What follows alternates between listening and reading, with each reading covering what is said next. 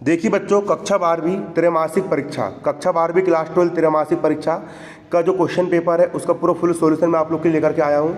हम कौन कौन से क्वेश्चन समझने वाले इसमें मोस्ट आईएमपी क्वेश्चन पेपर में आएंगे, जो कि पहला क्वेश्चन है भारत चीन के संबंध में मतभेद के कोई 3 कारण लिखिए। दूसरा, संयुक्त राष्ट्र संघ के प्रमुख उद्देश्य लिखिए। तीसरा क्वेश्चन समझेंगे हम सुरक्षा परिषद के प्रमुख कार्य लिखिए। अगला क्वेश्चन समझेंगे मानव, इस वीडियो में आपको समझाऊंगा, पेपर की पूरी फुल तैयारी करवाऊंगा, है ना। पूरे इसमें आपको आंसर मिलेंगे, सब कुछ मिलेगा। मानव अधिकार पर संक्षिप्त लेख लिखिए। पर्यावरण संरक्षण हेतु सुझाव दीजिए। अगला क्वेश्चन यहाँ पर आपका क्या है, श्रीलंका में जाति संरक्षण का परीक्षण कीजिए। अगला क्वेश्चन है गुट निरपेक्ष आंदोलन की प्रासंगिकता की विवेचना कीजिए। अगला क्वेश्चन है 1947 में भारत विभाजन हेतु कौन कौन से कारण उत्तरदायी है, प्रत्येक का विश्लेषण करो। अगला क्वेश्चन है संयुक्त राष्ट्र संघ में सुधार का अर्थ क्या होता है, सुरक्षा परिषद के ढांचे में बदलाव, ये लिखिए। अगला क्वेश्चन आप देख सकते हो। अब देखिए अगला क्वेश्चन यहाँ पर आपका है शीत युद्ध किसे कहते हैं, शॉक थेरेपी से आप क्या समझते हो, सोवियत संघ के विघटन से विश्व राजनीति के स्वरूप में क्या अंतर आया। अगला शोक और दक्षेश में, ये आप समझने वाले हो पूरे क्वेश्चन, ठीक है। तो सबसे पहले यहाँ पर हम क्वेश्चन समझेंगे, आप देख सकते हो हमारा क्वेश्चन यहाँ पर हम समझने वाले भारत चीन संबंधों में मतभेद के प्रमुख कारण कौन कौन से रहे। किसमें, भारत चीन के संबंध में मतभेद के कौन कौन से कारण रहे, भारत और चीन, है ना। तो भारत और चीन मुख्य रूप से सीमा विवाद को लेकर के है। जो सीमा जो है, जो बॉर्डर है, उसका विवाद चलता है। वो जम्मू कश्मीर दिख रहा है, वहाँ पर होती लड़ाई। कहाँ पर होती है, जम्मू कश्मीर दिख रहा है, मुंडी पर, है ना, वहाँ पर होती लड़ाई। 1914 में भारत की तत्कालिक ब्रिटिश सरकार एवं तिब्बत की सरकार के बीच समझौते के अंतर्गत मैकमोहन रेखा अस्तित्व में आई, जिसको भारत स्वीकार करता है लेकिन चीन स्वीकार नहीं करता। कब की बात है, याद कर लो, फोकस समझो। 1914 में भारत की तत्कालिक ब्रिटिश सरकार जो थी, 1914 में भारत में किसकी सरकार थी, अंग्रेजों की सरकार थी, है ना। और तिब्बत था उस समय के बीच में एक मैकमोहन रेखा खींची गई कि भैया मैकमोहन रेखा के उस तरफ वाला जो रहेगा वो चाइना का एरिया, और मैकमोहन रेखा के इस तरफ वाला किसका रहेगा, भारत का एरिया। इसको भारत तो मानता है मैकमोहन रेखा को, लेकिन चाइना मानता है क्या, नहीं मानता है। फिर सीमा विवाद के कारण 1962 में चीन ने क्या कर दिया, भारत पर क्या कर दिया, आक्रमण कर दिया। चीन अरुणाचल प्रदेश को अपना हिस्सा मानता है। उसे इस बात से आपत्ति है कि भारत ने उसे एक राज्य का दर्जा दे रखा है। भारत ने अरुणाचल प्रदेश को किसका दर्जा दे रखा है, राज्य का, लेकिन इस पर कब्जा किसने कर लिया है, चीन ने, है ना। इसको हिस्सा मानता है ना। जहां पाकिस्तान के नाभिकीय मिसाइल कार्यक्रम को चीन ने भरपूर समर्थन मिला। पाकिस्तान जब परमाणु बम बना रहा था तो उसको सपोर्ट किसने करा, चाइना ने। किसने करा, चाइना ने उसको क्या करा, सपोर्ट करा। वहीं भारत में आतंकवाद के मुद्दे पर भी पाकिस्तान को चीन का मौन समर्थन प्राप्त हुआ। आतंकवाद पर भी चाइना ने किसका सपोर्ट करा, आतंकवादियों को सपोर्ट करा। अब चीन ने तिब्बत पर कब्जा कर लिया, तो तिब्बत पर दलाई लामा लोग रहते थे, उनको भारत देश ने क्या कर दी, शरण दे दी, है ना। भारत में दलाई लामा की मौजूदगी एवं उनके कार्यों को भी चीन ने सदैव संदेह की दृष्टि से देखा है ना। भारत चीन के बीच ताज़ा विवाद एशियाई नेतृत्व प्रदान करने की प्रतिस्पर्धा की। जो एशिया जो महाद्वीप है उसका नेतृत्व कौन करेगा, भारत करेगा या फिर चीन करेगा, ठीक है। अब चीन के साथ पिछले 20 वर्षों में लंबित मुद्दों में पाकिस्तान के 11 बंदरगाह में चीनी निवेश, चाइना ने पाकिस्तान के 11 बंदों पर क्या कर दिया, इन्वेस्टमेंट कर दिया, ठीक है। ब्रह्मपुत्र नदी पर क्या कर लिया, बांध बना लिया। क्या कर लिया उसने, बांध बना लिया। ये सब कारण किसके हैं, भारत और चाइना विवाद के, एक प्रकार के ये कारण है। आएगी आप समझने आगे। पहला क्या है भैया, कारण यहाँ पर क्या है, देखो सीमा विवाद को लेकर के, किसको लेकर सीमा विवाद, 1914 मैकमोहन रेखा, अंग्रेज और तालिबान। उसके बाद 1962 में आक्रमण कर दिया, अरुणाचल प्रदेश को हिस्सा मान लिया। अगला क्या याद रखना है आपको यहाँ पर, है ना। अगला क्या याद रखोगे यहाँ पर, नेतृत्व प्रदान करना, पाकिस्तान को सपोर्ट करा किसने, चाइना ने, ठीक है। इतना तुमको याद करना है। अगला क्वेश्चन देखो क्या है तुम्हारा, अगला क्वेश्चन यहाँ पर तुम्हारा क्या है, शोक थेरेपी क्या है। अगला क्वेश्चन क्या है, शोक थेरेपी क्या है, शोक थेरेपी क्या है। शोक थेरेपी जो रूस था, जो क्या था तुम्हारा, रूस था, रूस में क्या था तुम्हारा, एक प्रकार से समाजवाद था। क्या था, समाजवाद। पूरी की पूरी संपत्ति किसके अंडर पे थी, सरकार के अंडर पे थी। कोई जमीन खरीद सकता था क्या, नहीं खरीद सकता था। 1970 में क्या हुआ, समाजवाद से पूरी कंपनी बिक गई, समाजवाद से काम चेंज हो गया, वो पूंजीवाद में चेंज हो गया। तो वहाँ के लोगों को एक प्रकार का झटका लगा, एक प्रकार का शोक लगा, उसी को अपन ने क्या बोल दिए, शोक थेरेपी बोल दिए। साम्यवाद के पतन के बाद, साम्यवाद, रूस में साम्यवाद था, पूरी संपत्ति किसके अंदर थी? सरकार के अंदर। साम्यवाद के पतन के बाद सोवियत संघ के जो गणराज्य था वहां पर साम्यवाद से क्या आ गया? पूंजीवाद आ गया, पूंजीवादी चल गया, है ना। साम्यवाद का पतन हो गया और कौन सी व्यवस्था चालू हो गई? पूंजीवाद चालू हो गई। तो ये पीड़ादायी संक्रमण गुजरा, क्योंकि साम्यवाद में सब लोग सरकार के अंदर नौकरी कर रहे थे, सबकी नौकरी छिन गई और सब लोग पूंजीवाद में खुद कंपनी खोलना पड़ा, तो उनको पीड़ा हुई। क्या हुई? पीड़ा हुई, है ना। रूस, मध्य एशिया के गणराज्य, पूर्वी यूरोप के देश, है ना, पूंजीवाद की तरफ बढ़े। किसकी ओर बढ़े? पूंजीवाद की ओर बढ़े, है ना। तो उनको एक प्रकार का झटका लगा, है ना। विश्व बैंक और अंतर्राष्ट्रीय मुद्रा कोष द्वारा निर्देशित इस प्रारूप को अपन क्या बोलेंगे? शॉक थेरेपी बोलेंगे। क्या बोलेंगे? शॉक थेरेपी, मतलब आघात पहुंचाकर उपचार करना कहा गया। क्यों, है ना, क्योंकि साम्यवाद के कारण रूस क्या हो गया था? डूब गया था। अब भारत देश में भी क्या हो रहा है? भारत देश में भी साम्यवाद है, सरकारी स्कूल है, सरकारी रेलवे है। अब नरेंद्र मोदी इनको सब पूरी कंपनी बेच रहा है और साम्यवाद से क्या कर रहा है? पूंजीवाद की ओर कर रहा है। तो भारत देश के लोग को भी क्या मिलने वाला है? झटका मिलने वाला है, क्योंकि सरकारी नौकरी क्या हो जाएगी? छिन जाएगी। जैसे रूस में झटका मिला ना, वैसे यहाँ पर भी क्या बोलेंगे? उसको अपन शॉक थेरेपी, उसको अपन बोलेंगे। बनेगा नहीं बनेगा? बन जाएगा। अगला क्वेश्चन तुम्हारा क्या है? ये देखिए अगला क्वेश्चन तुम्हारा यहाँ पर देख सकते हो। अगला क्वेश्चन आपका है सुरक्षा परिषद के प्रमुख कार्य लिखिए। ठीक है, किसके कार्य? सुरक्षा परिषद के प्रमुख कार्य। तो समझो सुरक्षा परिषद के प्रमुख कार्य कौन कौन से होते हैं। देखो, सुरक्षा परिषद जो होता है ना, कोई एक देश का नहीं होता है, जो पूरी दुनिया है, पूरी दुनिया के लोग एक देश दूसरे देश पर हमला ना कर सके, हर देश क्या रहे? सुरक्षित रहे, है ना, अंतर्राष्ट्रीय शांति बनी रहे, सुरक्षा कायम रहे, इसके लिए क्या बनाया गया? सुरक्षा परिषद बनाया गया। सुरक्षा परिषद संयुक्त राष्ट्र का सबसे शक्तिशाली निकाय है। संयुक्त राष्ट्र किसको बोलेंगे? जो बहुत सारे देश मिलकर जो राष्ट्र बनाते हैं उसको अपन क्या बोलेंगे? संयुक्त राष्ट्र, है ना। उनने मिलकर क्या बनाया? सुरक्षा परिषद बनाया। इसकी पहली जिम्मेदारी क्या है? अंतर्राष्ट्रीय शांति, कि हर देश के अंदर क्या रहे? शांति रहे, कोई किसी पे हमला ना करे, हर देश कैसे रहे? सुरक्षित रहे, और सुरक्षा कायम करना है। इनकी शक्तियों में शांति अभियानों का योगदान। किसका योगदान? शांति अभियानों का योगदान। हर इंसान कैसा, हर देश में क्या रहे? शांति रहे, कोई किसी पर कब्जा ना करे। अंतर्राष्ट्रीय प्रतिबंधों को लागू करना। किसको लागू करना? अंतर्राष्ट्रीय प्रतिबंधों को लागू करना, और सुरक्षा के प्रस्ताव से सैन्यवाही करना शामिल है।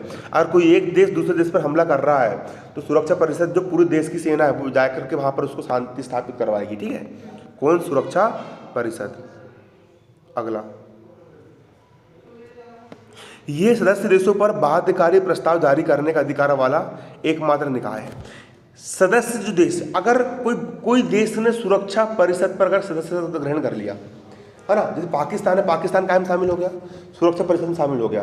भारत कायम में शामिल हो गया, सुरक्षा परिषद में क्या हो गया? शामिल हो गया। तो सुरक्षा परिषद कोई भी आदेश पारित करके उन पर लागू कर सकता है। ठीक है, बाध्य बना देगा, तो तुमको इसको फॉलो करना पड़ेगा। हमने जो नियम लेकर के आए इसको फॉलो करना पड़ेगा। ठीक है, ये भी इसका कार्य है। ठीक है, अगला, संयुक्त राष्ट्र चार्टर के तहत सभी सदस्य देश सुरक्षा परिषद के निर्णय का पालन करने के लिए बाध्य है। जितने भी देश हैं जो सुरक्षा परिषद में शामिल हुए हैं उनको उन निर्णय का पालन करना ही पड़ेगा। क्या करना पड़ेगा? जो निर्णय सुरक्षा परिषद लेगा उसका क्या करना पड़ेगा? पालन करना पड़ेगा। अगला, मौजूदा समय में संयुक्त राष्ट्र सुरक्षा परिषद के 5 स्थायी सदस्यों के पास वीटो पावर है। वीटो पावर का मतलब क्या होता है? मैं अनुमति नहीं देता हूं।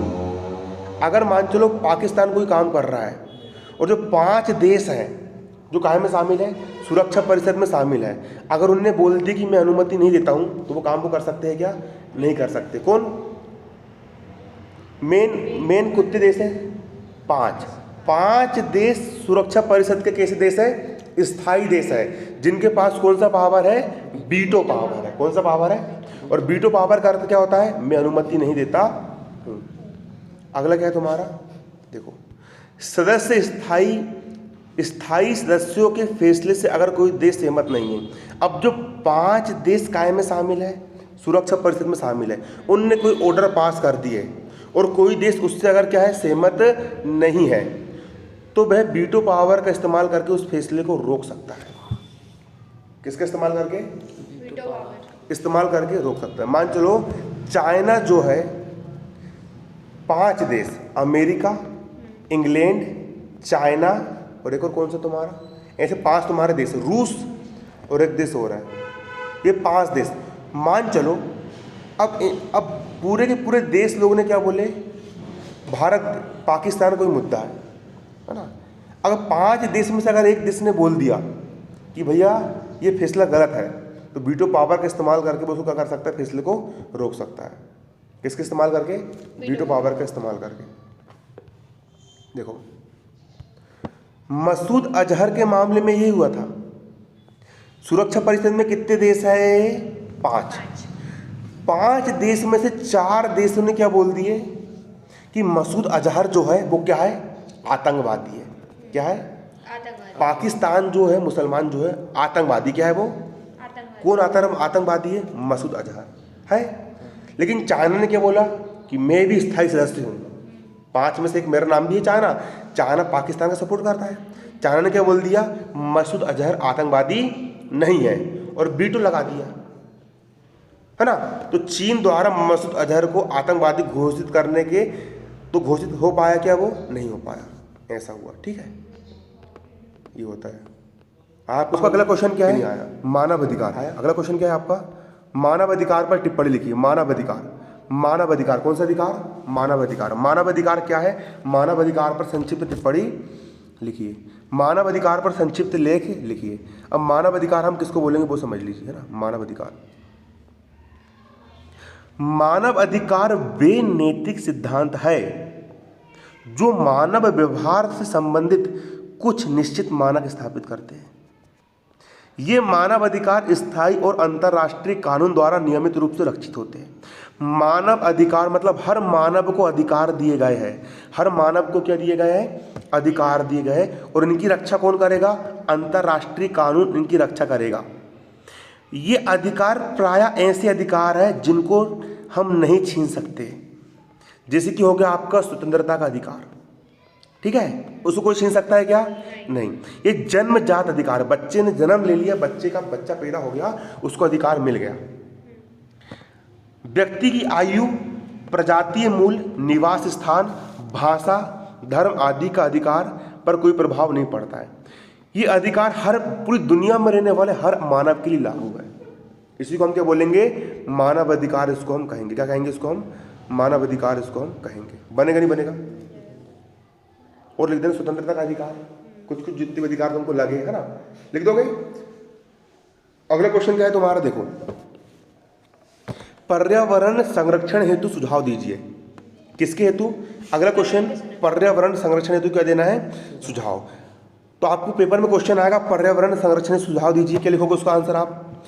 घर की खाली जमीन, बालकनी, छत पर पौधे लगाइए। ऑर्गेनिक खाद, गोबर खाद का उपयोग करो। कीटनाशक का उपयोग मत करो। कपड़े के थैली का उपयोग करो, पॉलीथिन का उपयोग मत करो। लिख सकते हो ना, मन से लिखना है। खिड़की से पर्दे हटाए, दिन में सूरज की रोशनी में काम चलाए, लाइट चालू मत करो।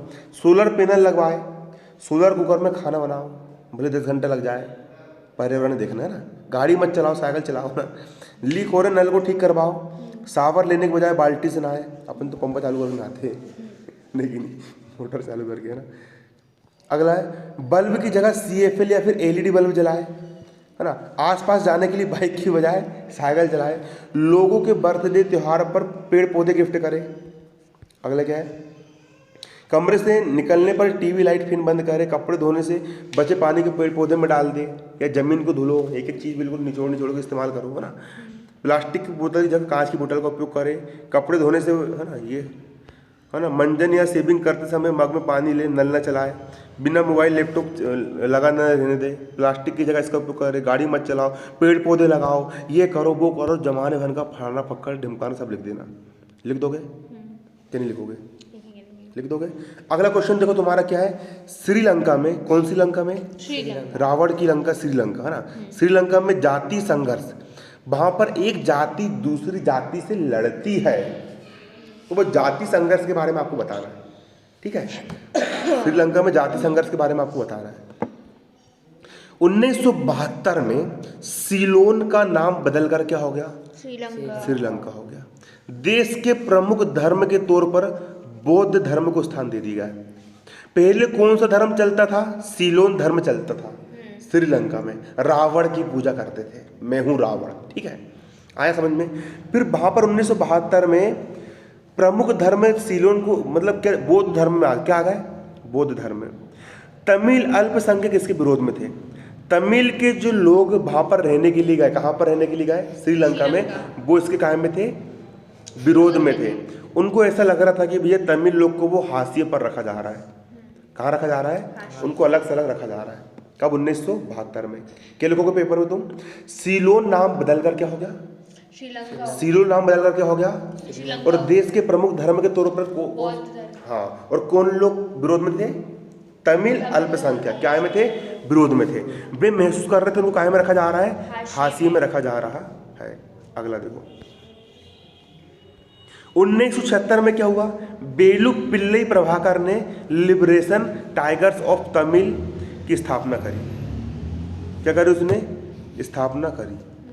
अगला देखो, 1977 में क्या हुआ, श्रीलंका के उत्तर पूर्व में तमिल प्रभुत्व वाले इलाकों में अलगाववादी दल तमिल यूनाइटेड में जीत हासिल कर ली। तमिल में दंगा हो गया और 100 से ज्यादा कौन मारे गए, तमिल मारे गए। तो जाति संघर्ष किन किन के बीच में हो रहा है, श्रीलंका बौद्ध धर्म को मानने वाले है ना, श्रीलंका और तमिल लोग के बीच में क्या हो रहा है, जाति संघर्ष हो रहा है। लिख सकते हो इसको आप अपने हिसाब से, ठीक है। अगला देखो, 1981 में तमिल की संस्कृति राजधानी जायफा में सार्वजनिक पुस्तकालय जला दिया गया, ठीक है। अगला 1983 में लिट्टे का हमला हुआ, 13 सैनिक क्या हो गए, मारे गए। इससे क्या हो गए, दंगे बढ़ गए, तमिल विरोधी दंगे क्या हो गए, बढ़ गए। फिर सैकड़ों तमिल क्या हो गए, मारे गए। मतलब किन किन के बीच में लड़ाई हो रही है वहाँ पर, तमिल और श्रीलंका के बीच में क्या हो रही है, लड़ाई हो रही है, ठीक है।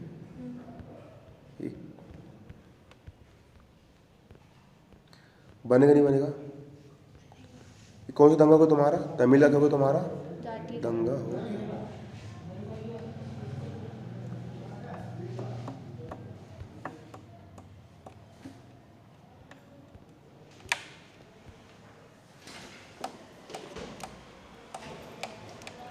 तो तुम्हारा क्या चल रहा है, जाति संघर्ष चल रहा है।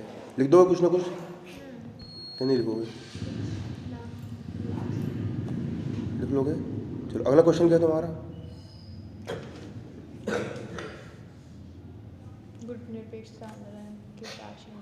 हाँ, गुट निरपेक्षता आंदोलन। अगला क्वेश्चन देखो, अगला क्वेश्चन तुम्हारा है, पेपर में आएगा, गुट निरपेक्षता आंदोलन की प्रासंगिकता का वर्णन करो। किसका, गुट निरपेक्षता आंदोलन, ठीक है। अब गुट निरपेक्षता क्या होता है पहले वो समझो, गुट निरपेक्षता है ना। और पेपर में क्वेश्चन आया निशस्त्रीकरण, उसका भी तुम लिख सकते हो। गुट निरपेक्षता किसको बोलेंगे, एक देश था अमेरिका, जब द्वितीय विश्व युद्ध खत्म हुआ कब, 1945 में। कब खत्म हुआ, 1945 में। एक महाशक्ति कौन बना, अमेरिका, और एक महाशक्ति कौन बना, रूस, है ना। आधे देश किसकी तरफ चले गए, अमेरिका की तरफ, आधे देश किसकी तरफ चले गए, रूस की तरफ चले गए।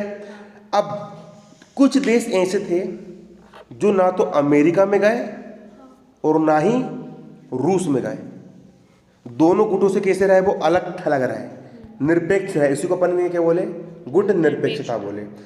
गुट निरपेक्ष देश में भारत भी शामिल था, और जितने भी देश जो नए नए रूप से जिनको आज़ादी मिली थी 1945 के आसपास, 48 के आसपास, वो सारे देश काहे में शामिल हो गए, गुट निरपेक्ष में क्या हो गए, वो लोग शामिल हो गए कि भैया हम ना तो कहाँ शामिल होंगे, अमेरिका में, और ना ही कहाँ में होंगे हम, रूस में, बल्कि हम दोनों के साथ अच्छे संबंध रखेंगे।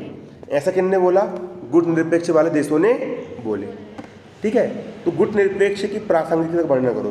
तो गुट निरपेक्ष से क्या हुआ, गुट निरपेक्ष से पहला कारण है, पहला पॉइंट याद कर लो, अंतरराष्ट्रीय शांति और सुरक्षा को बढ़ावा। पहला क्या है, अंतरराष्ट्रीय।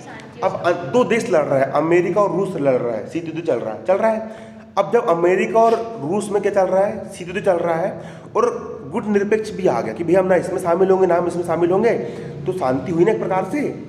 जो गुट निरपेक्ष वाले देश थे वो लड़ाई को रोकने के लिए आए, दो आदमी लड़ रहा है, एक बोला कि एक गुट निरपेक्ष आ गया, हम शामिल नहीं होंगे, तो क्या हुआ, अंतर्राष्ट्रीय शांति और सुरक्षा को क्या मिला, बढ़ावा मिला। इस आंदोलन की वजह से विश्व में क्या हुआ, अनेक तनाव और संघर्ष को रोकने में क्या मिली, सफलता मिली, जिससे अंतर्राष्ट्रीय शांति और सुरक्षा को बल मिला। कोरिया युद्ध, है ना, इतना तुम मन से लिख देना। अगला देखो, शीत युद्ध को समाप्त करने में सहायक। जो शीत युद्ध चल रहा था दो खेमे के बीच में, पहला अमेरिका का खेमा और दूसरा किसका खेमा, रूस का खेमा, दोनों के बीच में जो शीत युद्ध चल रहा था उसको खत्म किसने करा, गुटनिरपेक्ष, जो तीसरा आदमी आया गुटनिरपेक्ष वाले, उनने इन दोनों की लड़ाई बंद करवाई। शीत युद्ध के दौरान दोनों ही खेमों में तनाव बढ़ने से क्या हुआ, शस्त्रीकरण की प्रतिस्पर्धा आ गई। अमेरिका भी गले भर के हथियार इकट्ठे करने लगा, है ना, और रूस भी क्या करने लगा, ढेर भर के क्या करने लगा, हथियार इकट्ठे करने लगा, और प्रतिस्पर्धा दोनों में होने लगी। ठीक है, इसको कम करने, तनाव को कम करने में कौन अच्छा रहा, गुटनिरपेक्ष आंदोलन। अगला निशस्त्रीकरण में सहायक। निशस्त्रीकरण का मतलब होता है कि कोई भी देश परमाणु हथियार नहीं बनाएगा, कोई भी देश मतलब कोई भी देश क्या नहीं करेगा, कोई भी देश मतलब कि ज़्यादा हथियार नहीं रखेगा, है ना। गुटनिरपेक्ष देशों ने निशस्त्रीकरण का सफलतापूर्वक निर्वहन किया। 1954 में आणविक हथियार पर जो प्रतिबंध रखे थे, है ना, 1963 तक किसी ने भी आणविक हथियार बनाया क्या, किसी ने परमाणु बम बनाया क्या, नहीं बनाया, क्योंकि हर देश परमाणु बम, है ना। तो गुटनिरपेक्ष ने क्या करा, निशस्त्रीकरण में क्या करा, सहायता दिया। अगला देखो क्या है, अपनी स्वतंत्र नीति का अनुसरण। किसका अनुसरण, अपनी स्वतंत्र नीति का अनुसरण। गुटनिरपेक्ष आंदोलन के सदस्य देशों के ने अपनी नीति का अनुसरण किया। अफगानिस्तान, कंपूचिया, वियतनाम, क्यूबा संकट के दौरान, है ना, क्यूबा संकट के दौरान मतलब कि इन लोगों ने क्या करे, वो करे आर्थिक सहयोग को बढ़ावा। अविकसित राष्ट्रों के बीच आर्थिक सहयोग की आधारशिला रखने में गुटनिरपेक्ष आंदोलन को सफलता मिली। ऐसे देश जिनका डेवलपमेंट नहीं हुआ था, जो गरीब देश थे, तो गुटनिरपेक्ष देशों ने उसको करे, सहायता दिए। कोलंबो शिखर सम्मेलन में एक आर्थिक पत्र को स्वीकार किया गया। ठीक है, इसका मुख्य आधार क्या था, गुटनिरपेक्ष देशों के बीच अधिक से अधिक आर्थिक सहयोग करना था। वर्तमान में गुटनिरपेक्ष आंदोलन के सदस्य राष्ट्र अग्रसर है। लिख दोगे तुम, पॉइंट याद कर लो। पहला पॉइंट क्या है, पहला पॉइंट याद कर लो, अंतर्राष्ट्रीय शांति सुरक्षा को बढ़ावा। बोलो मेरे साथ, अंतर्राष्ट्रीय शांति और सुरक्षा को बढ़ावा। दूसरा क्या है, शीत युद्ध को समाप्त करने में सहायक। क्या दूसरा, शीत युद्ध को समाप्त करने में सहायक। तीसरा क्या है, निशस्त्रीकरण। चौथा क्या है, अपनी खुद की नीति का अनुसरण। और पांचवा क्या है, आर्थिक सहयोग को बढ़ावा। चलो कौन बताएगा, अंतर्राष्ट्रीय शांति सुरक्षा को बढ़ावा, दूसरा निशस्त्रीकरण में सहायक, और तीसरा क्या है, शांति, हाँ, शीत युद्ध के बाद। अरे यार मेरे को पढ़ना पड़ेगा, इसको देख के समझ नहीं आ रहा, समाप्त करना है शायद, 2-3 वर्ड याद आ। तो अगला क्वेश्चन क्या है, अगला क्वेश्चन आपका देखो क्या है, 19, अगला क्वेश्चन आप इसको नोट कर लीजिए। अगला क्वेश्चन आपका, ये क्वेश्चन का आंसर है। क्वेश्चन आपका है, देखो 1947 में भारत के विभाजन हेतु कौन कौन से कारण उत्तरदायी थे, उसको आपको बताना है। कब, 1947 में विभाजन के लिए कौन कौन से कारक उत्तरदायी थे, उसको आपको बताना है। किसके लिए, 1947 में भारत के विभाजन के लिए कौन कौन से कारक उत्तरदायी थे, वो आपको बताना है। ठीक है, देखो लॉर्ड माउंटबेटन, जब भारत देश आज़ाद हो रहा था उस समय कौन अंग्रेज यहाँ का गवर्नर था, लॉर्ड माउंटबेटन ने भारत आने के बाद अनुभव किया कि कांग्रेस क्या चाहती थी, संयुक्त भारत चाहती थी। कांग्रेस क्या चाहती थी, संयुक्त भारत, कि पाकिस्तान अलग ना हो बल्कि पूरा का पूरा देश कैसा रहे, इकट्ठा रहे। ऐसा कौन चाहती थी, कांग्रेस। और जो मुस्लिम लीग थी, जिनने पाकिस्तान की मांग करी और बोली कि हमको एक अलग पाकिस्तान चाहिए, मुस्लिम लीग विभाजित भारत चाहती थी वो कि भारत के टुकड़े करो और एक पाकिस्तान हमारे लिए अलग बनाओ। पहले भारत देश पूरा इकट्ठा था, और दोनों में समझौता असंभव है। कांग्रेस और मुस्लिम लीग में समझौता करवाना क्या है, असंभव है। जो जिन्ना था, मोहम्मद अली जिन्ना, जिसने क्या करा था, जिसने पाकिस्तान देश की मांग करा था, उसने पूरी गड़बड़ फैला ली। मोहम्मद अली जिन्ना ने मुस्लिम को क्या कर दिया, भड़का दिया था, और हजारों लोग क्या हो रहे थे, मर रहे थे, कट रहे थे। इसलिए माउंटबेटन ने देखा कि भारत को विभाजित करने के अतिरिक्त अन्य कोई विकल्प है क्या, नहीं है। महात्मा गांधी ने बोले कि चाहे सारे भारत अलग को आग लग जाए तब भी मैं पाकिस्तान को नहीं बनने दूंगा। पूरा भारत देश एक है, क्या रहेगा, एक ही रहेगा। कांग्रेस भी क्या बोल रही थी, पूरा भारत देश कैसा रहेगा, एक ही रहेगा। लेकिन माउंटबेटन ने क्या करा, भारत और पाकिस्तान को अलग कर दिया। ठीक है, क्योंकि अंग्रेज लोग गए लेकिन देश को तोड़ के चले गए। महात्मा गांधी ने तो ये तक कह दिया था कि पाकिस्तान मेरी लाश पर बनेगा।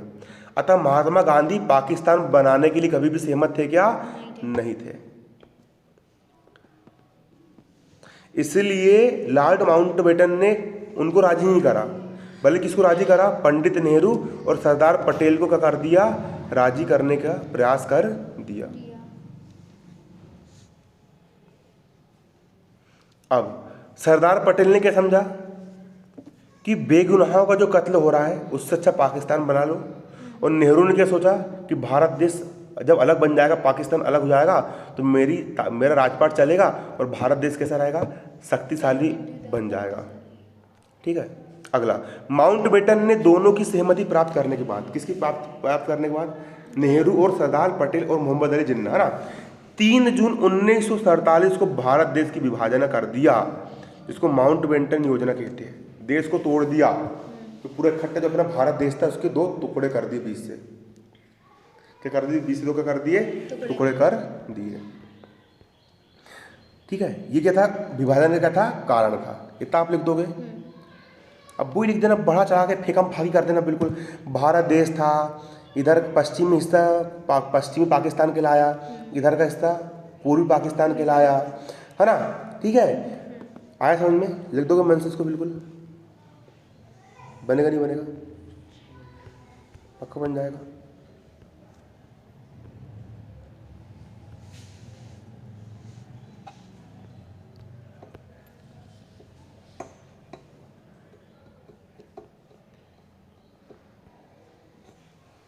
ये विकिपीडिया से निकाला था मैंने। जिन्ना क्या धर्म था? जिन्ना मान नहीं रहा था।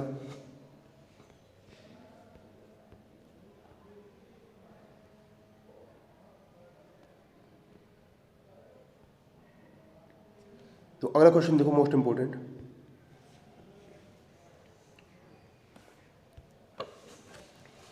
संयुक्त राष्ट्र संघ के अंगों में सुधार का अर्थ है सुरक्षा परिषद के ढांचे में बदलाव।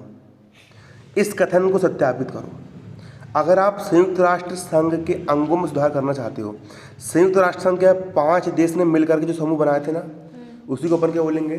संयुक्त राष्ट्र संघ, है ना, है ना। उस सुरक्षा परिषद के ढांचे में बदलाव, इसकी स्थापना करो। देखो, संयुक्त राष्ट्र संघ के अंगों में सुरक्षा परिषद महत्वपूर्ण भूमिका निभाती है। कौन निभाती है? संयुक्त राष्ट्र संघ में कौन निभाती है? जो सुरक्षा परिषद है। सुरक्षा परिषद का काम करती है सभी देश कैसे रहेंगे? सुरक्षित रहेंगे, अंतर्राष्ट्रीय शांति बनी रहेगी ना, निर्भर करती है। संयुक्त राष्ट्र संघ में सुधार का अभिप्राय सुरक्षा परिषद के ढांचे में क्या बदलाव है। वर्तमान में संयुक्त राष्ट्र सुरक्षा परिषद में कुल कितने देश है? 15 देश है। पहले कितने थे? 5 थे, अब कितने हो गए?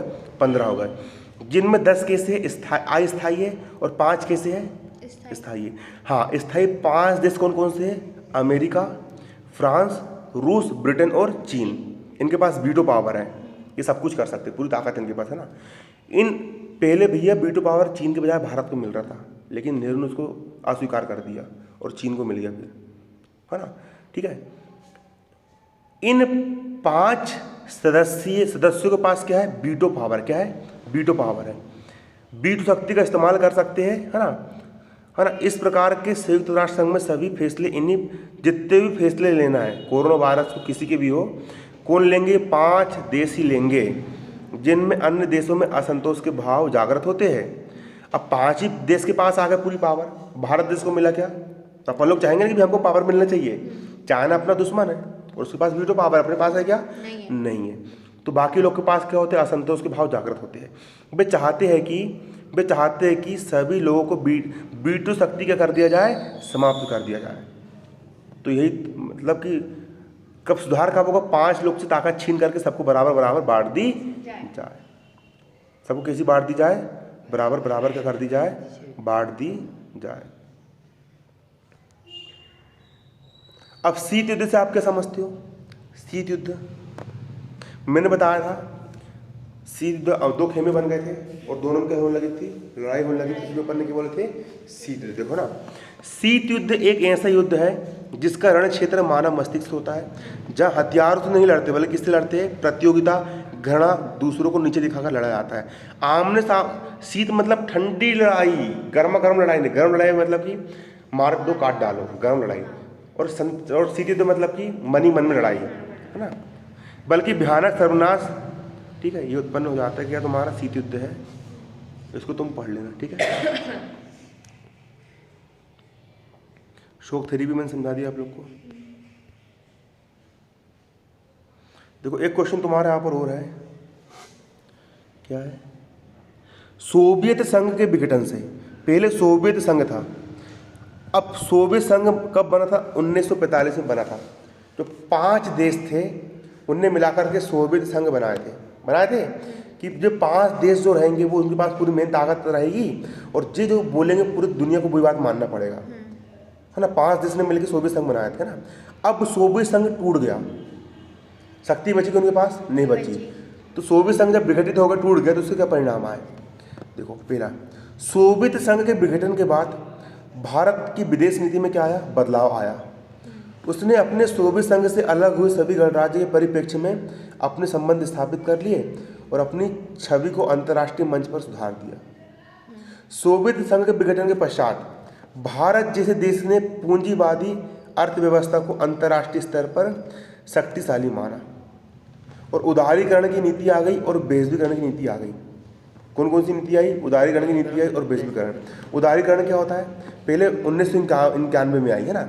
उदारीकरण का मतलब जो होता है कि पहले भारत देश के लोग, कोई विदेशी कंपनी आकर भारत देश में कंपनी नहीं डाल सकती थी, लेकिन उदारीकरण की नीति आने के बाद कोई भी विदेश का आकर के यहाँ पर व्यापार कर सकता है। ये कब हुआ, सोवियत संघ के विघटन के बाद ऐसा हुआ, ठीक है।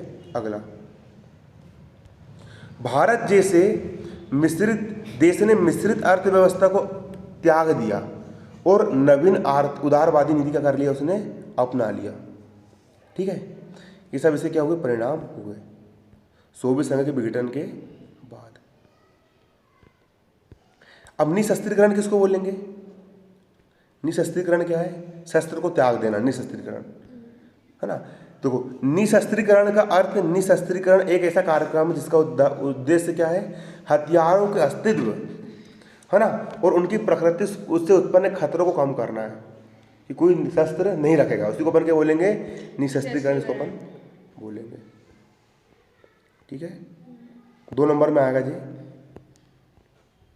अगला क्वेश्चन देखो तुम्हारा क्या है, अगला क्वेश्चन तुम्हारा क्या, वैश्वीकरण के कोई 2 कारण लिखो। वैश्वीकरण क्या हो, ग्लोबलाइजेशन क्या हुआ, कि पूरा दुनिया एक बाजार में क्यों बन गया। पहले भारत देश के लोग भारत देश के अंदर ही व्यापार करते थे, अमेरिका के लोग अमेरिका में व्यापार करते थे, चीन के लोग चीन में व्यापार करते थे। अब चाइना के मोबाइल भारत देश में बिक रहे हैं, चाइना की राखी कहाँ मिल रही है, भारत में मिल रही है, इसी को अपन क्या बोलेंगे, वैश्वीकरण। देखो वैश्वीकरण के क्या कारण है ना, इसके उदय का प्रमुख कारण युद्ध की संभावनाओं को कम करना, दूसरा पर्यावरण को संतुलन बनाए रखना, इसका क्या रहा, कारण रहा। बाकी आप पढ़ लेना, ठीक है। ये क्वेश्चन यहाँ पर देख लो, आप इसको पढ़ लेना। ये शरणार्थी समस्या भी आप पढ़ लेना, ठीक है। शरणार्थी समस्या को का वर्णन करो। शरणार्थी समस्या, भारत विभाजन के लोगों, पढ़ लेना तुम लोग यार, पढ़ लो इसको भी, है ना, ठीक है। मेरा मुंह दुखने लगा है। अब राष्ट्र निर्माण है ना, अगला क्वेश्चन राष्ट्र निर्माण से क्या आशय, इसको भी आप पढ़ लेना, ठीक है।